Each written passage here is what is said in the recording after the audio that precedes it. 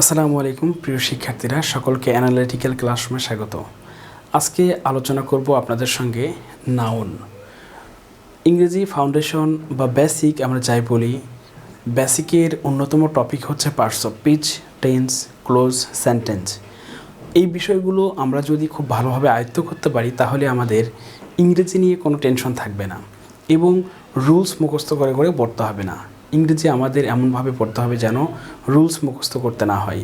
তো যদি রুলস মুখস্থ করতে না চান তাহলে পার্টস অফ স্পিচের টপিকগুলো অত্যন্ত সুন্দরভাবে মনোযোগ দিয়ে পড়তে হবে।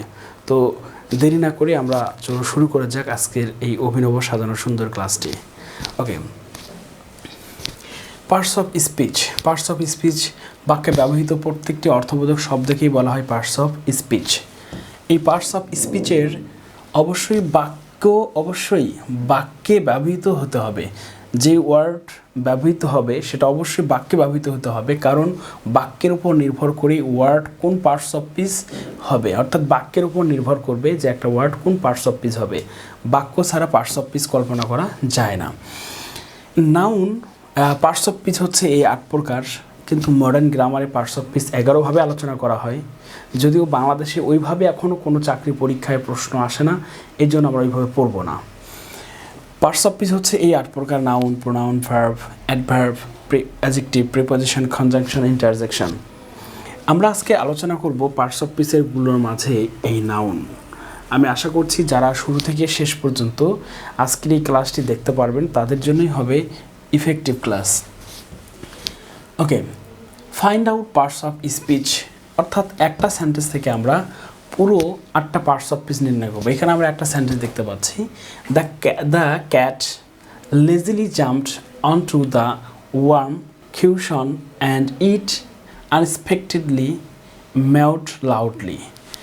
এখন আমরা দেখি দ্য ক্যাট এই শব্দটি নাউন, এরপর লেজি শব্দটি হচ্ছে অ্যাডভার্ব, এরপরে জাম্প শব্দটি হচ্ছে ভার্ব, এরপর অন টু হচ্ছে প্রিপজিশন, এরপর ওয়ার্ম হচ্ছে অ্যাডজেক্টিভ, এরপর আমরা দেখতে পাচ্ছি অ্যান্ড হচ্ছে কনজাংশন, এরপর ইট হচ্ছে প্রোনাউন, এবং আনএক্সপেক্টেডলি হচ্ছে অ্যাডভার্ব, এবং মেউড হচ্ছে ভার্ব, এবং লাউডলি হচ্ছে অ্যাডভার্ব। প্রিয় শিক্ষার্থী, আমরা এখানে তাহলে কি বুঝলাম? যে একটা বাক্যই গঠন হয় হচ্ছে পার্টস অফ স্পিচ দিয়ে। তাহলে পার্টস অফ স্পিচটা যদি আমরা খুব ভালোভাবে অ্যানালাইসিস করি তাহলেই কিন্তু আমাদের ইংরেজির রুলস মুখস্থ করা থেকে আমাদের রেহাই পাবো। তো আমি এই জন্য আমার শিক্ষার্থীদের আমি বারবার বলি, যদি ইংলিশ খুব ভালোভাবে আয়ত্ত করতে চান এবং যদি ইংলিশ রুলস মুখস্থ করতে না চান তাহলে এভাবেই ইংলিশ পড়তে হবে, এবং এটাই নিয়ম। হ্যাঁ, ইংলিশে কোনো রুলস নাই। আপনি অক্সফোর্ড, কেমব্রিজ যাদের কাছে আছে আপনি দেখবেন কোথাও রুলস লেখা নেই, সেখানে ব্যাখ্যা করা থাকে। হ্যাঁ, কী দিয়ে? আপনি প্রত্যেকটা টপিক দেখবেন ব্যাখ্যা করা আছে পার্টস অফ স্পিচ দিয়ে, টেন্স দিয়ে, সেন্টেন্স ক্লোজ দিয়ে। হ্যাঁ, ওকে, নাউন। তাহলে আজকে আমাদের আলোচনার বিষয় হচ্ছে নাউন। তাহলে নাউনের প্রথমে জানতে হবে position of noun, noun phrase, noun clause. যেখানে নাউন বসতে পারে ঠিক সেই জায়গায় বসতে পারে নাউন ক্লোজ, আবার ঠিক একই জায়গায় বসতে পারে নাউন ফ্রেজ। ওকে, খেয়াল করি আমরা এখন। সাবজেক্ট হিসেবে বসতে পারে, সাবজেক্ট হিসেবে কে বসে? নাউন বসে। এরপর আমরা এখন খেয়াল করি the jury are arguing among themselves. প্রিয় শিক্ষার্থী, এখানে আমরা দেখতে পাচ্ছি দ্য জুরি, এই দ্য জুরি এই শব্দটা হচ্ছে নাউন, আর আর্গুইং এই ভার্বের। হ্যাঁ, যার জন্য আমি বললাম যে সাবজেক্ট হিসেবে নাউন বসতে পারে। এরপর আমরা এখানে খেয়াল করি অবজেক্ট হিসেবে কে বসতে পারে? নাউন বসতে পারে। অবজেক্ট হিসেবে কে বসতে পারে? নাউন বসতে পারে। উদাহরণ দেখি যে the audience remains selected during the intermission. এই যে দ্য ইন্টারমিশন এই শব্দটা হচ্ছে দ্য রিমাইন্স ভার্বের হচ্ছে কি? অবজেক্ট, বা ডিউরিং প্রিপজিশনের অবজেক্ট। এরপরে ডিটারমিনারের পরে বসে কে? নাউন বসে। যেমন this is the go of the world. প্রিয় শিক্ষার্থী, এখানে খেয়াল করি দিস ইজ দ্য গো, এই যে দি এবং প্রিপজিশন এর মাঝখানে কে আছে?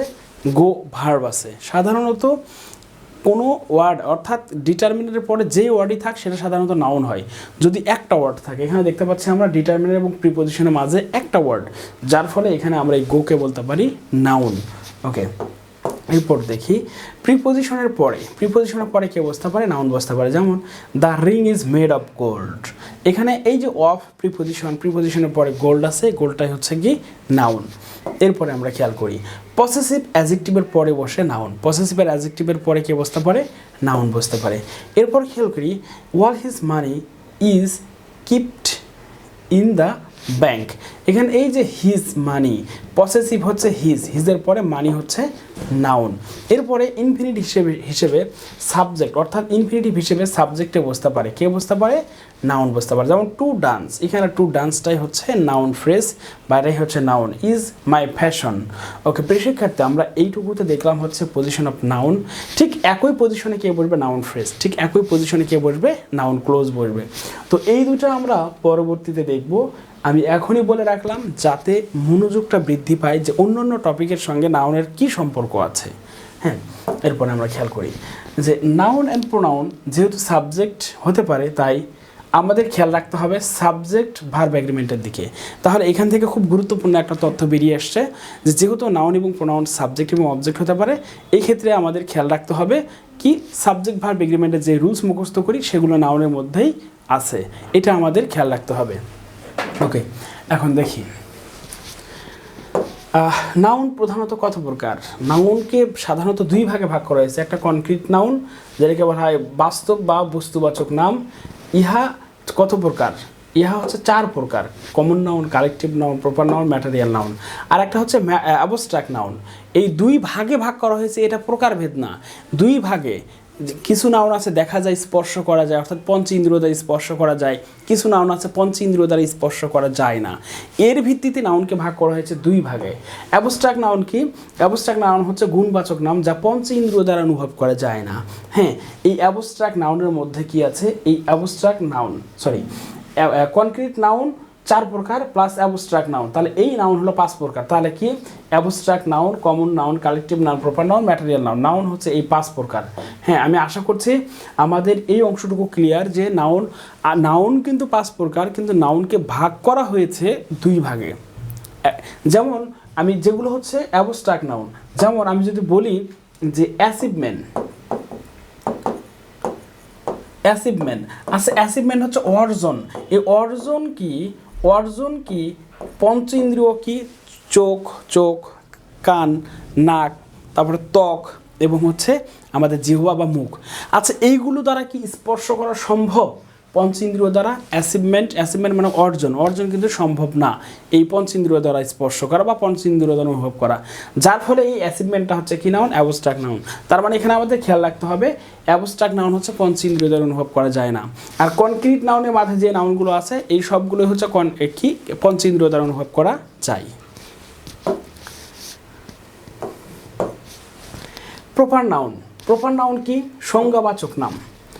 আচ্ছা, প্রপার নাউন খেল যে সকল নাউন দ্বারা কোনো ব্যক্তি, বস্তু, স্থানের নির্দিষ্ট নাম বোঝায় তাকে বলা হয় প্রপার নাউন। আমি আশা করছি প্রপার নাউনের সংজ্ঞাটা বুঝতে পেরেছি। ক্যাপিটাল লেটার দিয়ে শুরু হয়। প্রপার নাউনের পূর্বে সাধারণত আর্টিকেল দা বসে না, কিন্তু নদী, সাগর, মহাসাগর বা এইগুলোর পূর্বে হচ্ছে আর্টিকেল বসে। অর্থাৎ প্রপার নাউনের পূর্বে সাধারণত আর্টিকেল বসে না, কিন্তু যদি প্রপার নাউনের পূর্বে আর্টিকেল বসানো হয় তাহলে সেটা কি হয়ে যায়, কমন নাউন হয়ে যায়। আমরা একটু পরে দেখবো সেটা। এখানে খেয়াল করি আমরা যে Shahidul is a admission candidate. এখানে এই যে শহীদুল একটা প্রপার নাউন, হ্যাঁ, একটা নির্দিষ্ট নাম। আবার দ্য পদ্মা একটা নির্দিষ্ট নদীর নাম। আমি যদি বলি যে আমি নদীতে গোসল করব, তাহলে আমাকে আবারও জিজ্ঞেস করতে হবে কোন নদীতে। বাট যদি বলা হয় এভাবে যে আমি পদ্মা নদীতে গোসল করব, তাহলে কিন্তু ডিরেক্ট এটা কি হয়ে গেল, এটা প্রপার হয়ে গেল, একদম নির্দিষ্ট হয়ে গেল। ওকে, এখন এখানে আমরা আরও কিছু উদাহরণ দেখতে পাচ্ছি যে এখানে খেয়াল করি সবাই যে হচ্ছে শহীদুল, অশ্রু, নিহা, ইসলামপুর, পদ্মা, যমুনা। এবং যদি বলা হয় অ্যাপেল ট্রি, এটা কি নাউন হবে, অ্যাপেল ট্রি হচ্ছে কমন প্রপার নাউন। কেন প্রপার নাউন? একটা হচ্ছে নির্দিষ্ট গাছের নাম বোঝাচ্ছে, বাট শুধু ট্রি হচ্ছে কমন নাউন। ওকে, আশা করছি আমাদের প্রপার নাউনটা আমরা সবাই বুঝতে পেরেছি। এখন আমরা দেখি কমন নাউন। খেয়াল করি যে সকল নাউন দ্বারা কোনো ব্যক্তি, বস্তু, স্থানের এক জাতীয় নামকে বোঝায় তাকে বলা হয় কমন নাউন। আচ্ছা, এখন প্রথম কথা এক জাতীয় নাম, যেমন Dhaka is a big city. এখানে এই যে এক জাতীয় সিটি, শহর বলতে সারা পৃথিবীতে যত শহর আছে সবগুলোকে বোঝাচ্ছে, যার ফলে এখানে সিটি হচ্ছে কমন নাউন। এরপরে খেয়াল করি কোনো পদার্থ থেকে উৎপন্ন কোনো বস্তু হচ্ছে কমন নাউন হয়। বুক গিভস আস নলেজ। বুক কী দিয়ে তৈরি? বুক হচ্ছে পৃষ্ঠা দিয়ে তৈরি, কাগজ দিয়ে তৈরি বা উডস দিয়ে তৈরি। বুক হচ্ছে কি দিয়ে তৈরি? বুক হচ্ছে কাগজ থেকে তৈরি, তার মানে কাগজ থেকে তৈরি হয়েছে বই, যার ফলে এখানে আমরা বইকে বলতে পারি কমন নাউন। এরপরে সাধারণত এস ইয়ে যুক্ত হয়ে কমন নাউন হয়, যেমন players war waiting for me. এই যে প্লেয়ার্স, এই প্লেয়ারের সঙ্গে এস যুক্ত হয়ে প্লুরাল হয়েছে, যার ফলে এটাই কমন নাউন। এরপরে খেয়াল করি the plus adjective. The plus adjective কী হয়? কমন নাউন হয়ে যায়, হ্যাঁ, এবং এই নাউনটা হয়ে যায় প্লুরাল, যার ফলে পরের ভার্বটা হয়ে যায় প্লুরাল, ভার্বও কী হয়ে যায়? প্লুরাল হয়ে যায়। এখন আমরা খেয়াল করি দ্য রিচ। এই যে দ্য রিচ শব্দটা এখানে হচ্ছে কি নাউন হয়েছে, এবং এরপরে ভার্বটা হয়েছে আর। এখানে আমাদের সাবজেক্ট ভার্ব এগ্রিমেন্ট বা রাইট ফর্ম অফ ভার্বের কিন্তু রুলস রয়েছে, আমাদের একটু চোখ কান খোলা রাখতে হবে, যে কি the rich are always happy. The rich are always happy, এখানে আমরা হ্যাপি দিয়ে দিই, হ্যাপি হতেও নাও পারে আবার। আচ্ছা, এরপরে প্রপার নাউনের পূর্বে আর্টিকেল বসে গঠন করে, কি গঠন করে? কমন নাউন গঠন করে। এখন খেয়াল করি, যেমন নজরুল একটা কি প্রপার নাউন না? নজরুল হচ্ছে আমাদের ন্যাশনাল পোয়েট, হ্যাঁ, জাতীয় কবি, উনি কিন্তু একটা নির্দিষ্ট নাম ওনার। তো এই নামের পূর্বে কি যুক্ত করা হয়েছে? নামের পূর্বে আর্টিকেল বসানো হয়েছে, কি তুলনা করা হচ্ছে তখন। যেমন হি ইজ, এখানে কি বলছে? He is a Nazrul in our city, সে আমাদের শহরের একজন নজরুল, হ্যাঁ। যেমন বজ্রকণ্ঠ ছিল নজরুলের, কবিতা ছিল অত্যন্ত মনোমুগ্ধকর, হ্যাঁ, বিদ্রোহী কবিতা ছিল, যেমন ছিল আমাদের মাঝে আমাদের হাদি ভাই, হ্যাঁ। ওকে, এখন আমরা একটু খেয়াল করি যে এইগুলো হচ্ছে কমন নাউন। খেয়াল করি এই নাউনগুলো আমরা অ্যাট এ গ্লান্স দেখে নিই, তাহলে আমাদের দীর্ঘদিন এগুলো মনে থাকবে। প্রিয় শিক্ষার্থী, আমি আশা করছি আমাদের এইটুকু আলোচনার মধ্য দিয়ে আমাদের প্রপার নাউন কমন নাউন, আমরা এইটুকু আলোচনার মধ্য দিয়ে আমি আশা করছি কমন নাউনটা আমরা বুঝতে পেরেছি। ওকে, যদি কারো কোনো প্রশ্ন থাকে অবশ্যই আমাদের পেজে অথবা আমাদের কমেন্টে আপনারা প্রশ্ন করতে পারেন, আমি যে কোনো সময় ফ্রি হয়ে আপনাদের প্রশ্নের অ্যান্সার দিয়ে দেবো। এখন প্রপার নাউন আর কমন নাউনের মধ্যে পার্থক্য দেখি। বুক হচ্ছে প্রপার নাউন, কিন্তু ইংলিশ বুক, বুক হচ্ছে কমন নাউন কিন্তু ইংলিশ বুক নির্দিষ্ট করে বলা হচ্ছে, যার ফলে এটা প্রপার নাউন। ম্যান হচ্ছে কমন নাউন, কিন্তু জোবায়ের, রাতুল, কবির এগুলো হচ্ছে কি প্রপার নাউন। আবার রিভার, রিভার বলতে সারা পৃথিবীতে যত নাম আছে। কমন নাউন মানে কিন্তু জাতি বা শ্রেণী, এক জাতীয় যা আছে সকল কিছুকে বোঝায়, হ্যাঁ। এরপরে বয়, বয় হচ্ছে কি একটা পৃথিবীতে যত বালক আছে, কিন্তু এখানে রিহাব বলতে একটা নির্দিষ্ট নামকে বোঝাচ্ছে, রিহাব একজন ব্যক্তির নাম। এরপরে খেয়াল করি ওম্যান, ওম্যান হচ্ছে পৃথিবীতে যত নারী আছে শ্রেণীর, একই শ্রেণীর নারীদের বোঝাচ্ছে, কিন্তু রুহি, ইভা, ইরা এগুলো কিন্তু নির্দিষ্ট কোনো মেয়েদের নাম বোঝাচ্ছে। প্রিয় শিক্ষার্থী, আমি আশা করছি আমাদের এই কমন নাউন সম্পর্কে যত ধরনের প্রশ্ন ছিল এগুলো আমাদের শেষ হয়ে গেছে। যদি প্রশ্ন থাকে অবশ্যই আমাদের কমেন্টে জানাবেন, আমি চেষ্টা করব উত্তর দেওয়ার জন্য। ওকে, এরপরে আমরা খেয়াল করি ম্যাটেরিয়াল নাউন। যে সকল দ্রব্য গণনা করা যায় না, শুধু ওজন করা যায়, সে সকল দ্রব্যকে ম্যাটেরিয়াল নাউন বলে। কি করা যায় না? যে সকল দ্রব্য কি গণনা করা যায়, কি করা যায়? শুধু ওজন করা যায়, সে সকল নাউনকে বলা হয় ম্যাটেরিয়াল নাউন। শব্দগুলো দ্বারা কোনো পদার্থের নাম বোঝানো হয়, একক দ্বারা পরিমাপ করা যায়, হ্যাঁ। এটা হচ্ছে এই দুইটা বিষয় আমাদের মনে রাখতে হবে। এরপরে খেয়াল করি, উদাহরণ দিই আমরা, যে the ring, this ring is made of gold. এই যে গোল্ডটা কিন্তু এখানে হচ্ছে কমন ম্যাটেরিয়াল নাউন। কেন? গোল্ড কিন্তু আমরা একক দ্বারা পরিমাপ করি, হ্যাঁ। হি লাইকস অনলি মাটন, এখানে কিন্তু মাংস বোঝাচ্ছে, মহিষের মাংস, হ্যাঁ। এখানে খেয়াল করি আমরা পেপার ইজ এ সাবস্টেন্সেস। এখন এই যে পেপার ইজ এ সাবস্টেন্সেস, এখানে আমরা খেয়াল করি পেপার কিন্তু হচ্ছে কি নাউন, পেপার হচ্ছে কিন্তু আমাদের হচ্ছে ম্যাটেরিয়াল নাউন, হ্যাঁ। আচ্ছা, পেপার থেকে বই তৈরি হয়, সেই ক্ষেত্রে আমরা পেপারকে ম্যাটেরিয়াল নাউন বলতেই পারি। এরপর আমরা খেয়াল করি ওয়াটার হ্যাজ নো কালার, এখানে ওয়াটারটা হচ্ছে কি নাউন, ওয়াটার হচ্ছে ম্যাটেরিয়াল নাউন। কেন? ওয়াটার হচ্ছে একক দ্বারা পরিমাপ করা যায় এবং একটা পদার্থ, ওয়াটার দিয়ে আমরা অন্য অনেক কিছু তৈরি করি। I gave her a diamond ring. প্রিয় শিক্ষার্থী, এখানে আমরা দেখতে পাচ্ছি ডায়মন্ড রিং। এই যে রিং, এই শব্দটা কিন্তু এখানে কি বোঝাচ্ছে? Diamond ring. এইখানে কিন্তু রিং হচ্ছে কমন নাউন, রিং কিন্তু এখানে কি না, রিং কিন্তু এখানে হচ্ছে ম্যাটেরিয়াল নাউন না। এই সেন্টেন্সটা আমাদের খেয়াল রাখতে হবে। আর ডায়মন্ড এখানে অ্যাডজেক্টিভ হিসেবে ইউজ হয়েছে, এটা একটু আমরা এইখান থেকে বাদ দিয়ে দিই, হ্যাঁ। ওকে, এরপরে আমরা একটু খেয়াল করি যে এইগুলো হচ্ছে সবগুলোই কি নাউন, এই সবগুলোই হচ্ছে ম্যাটেরিয়াল নাউন, একক দ্বারা পরিমাপ করা যায়, হ্যাঁ। যদি শুধু ডায়মন্ড বোঝাতো, যে আই বট ডায়মন্ড, যে আমি ডায়মন্ড কিনেছিলাম, সেই ক্ষেত্রে যেমন আই বট, যেমন আমরা খেয়াল করি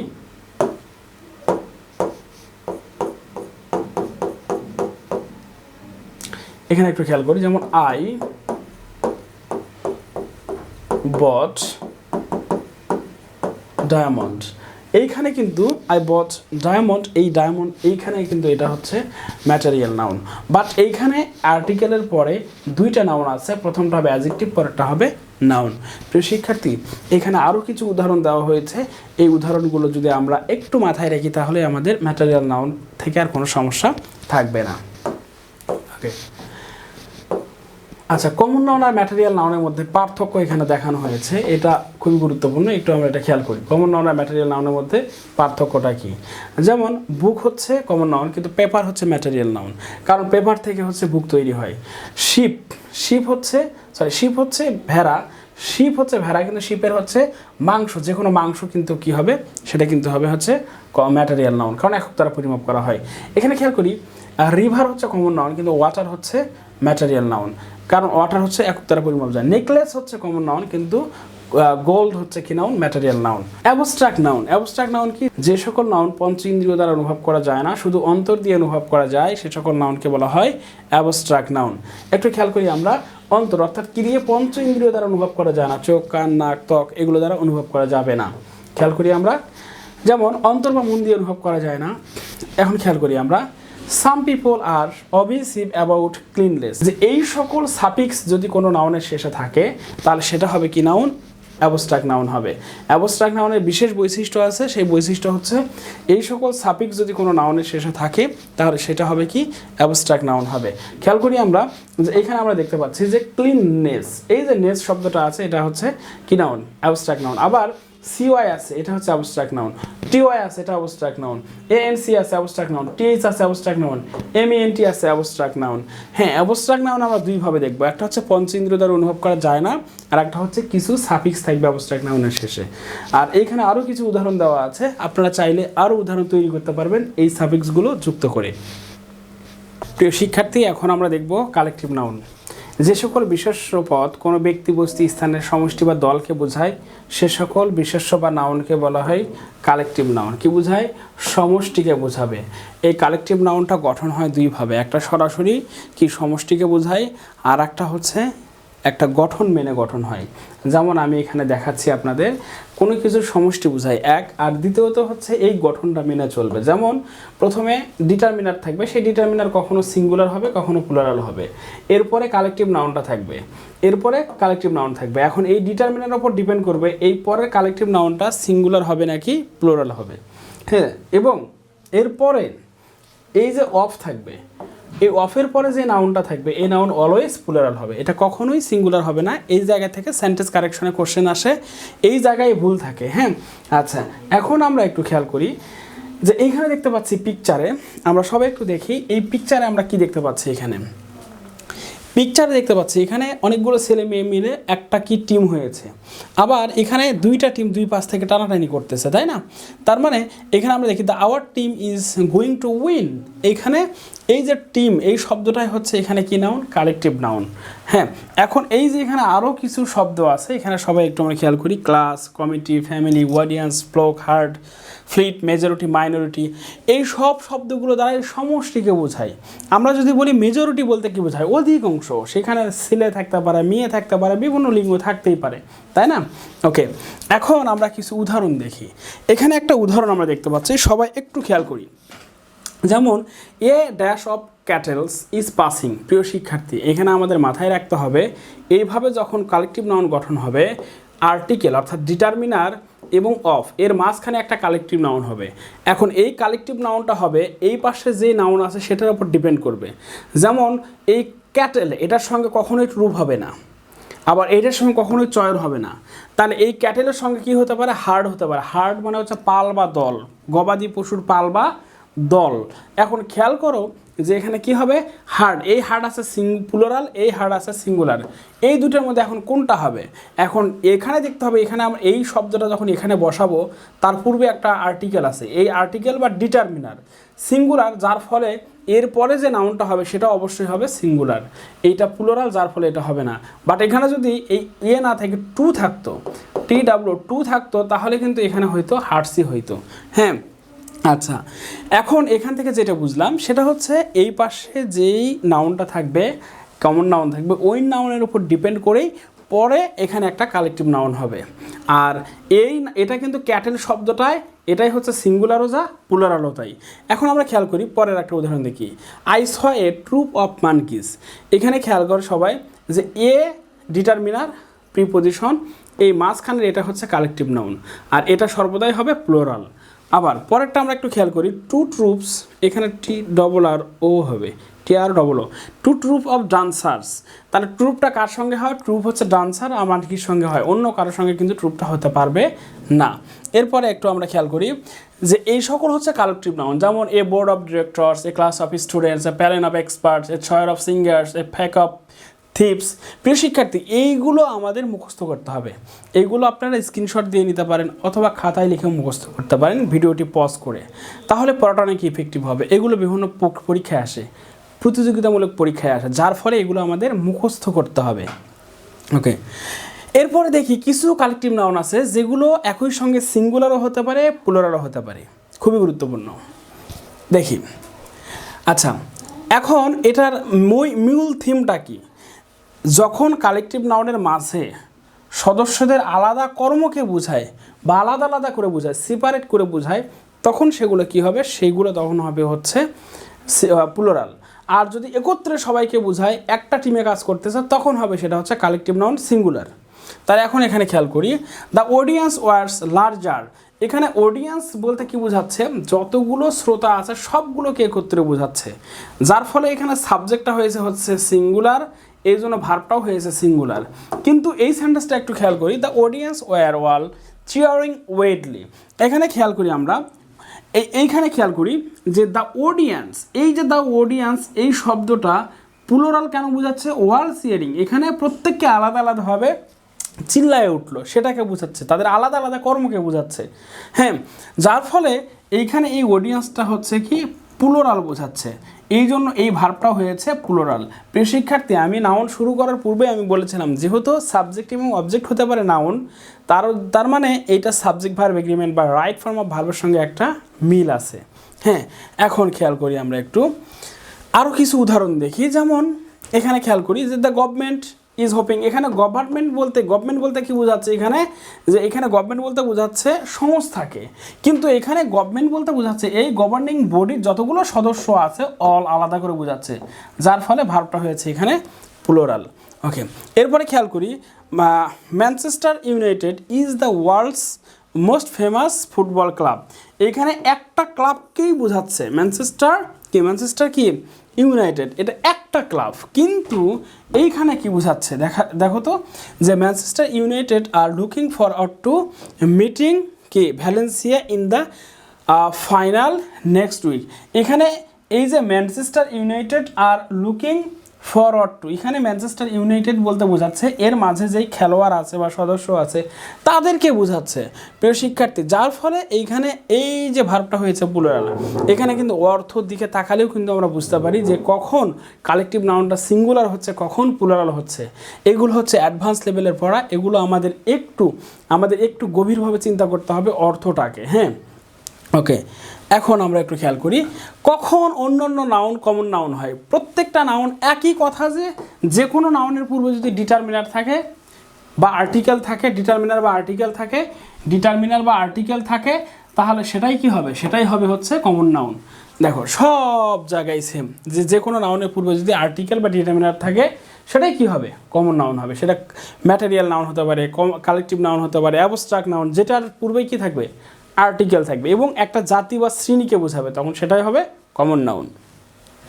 ওকে, এই প্রশ্নগুলো বিভিন্ন প্রতিযোগিতামূলক পরীক্ষায় আসে, এইগুলো আপনারা দেখে রাখতে পারেন।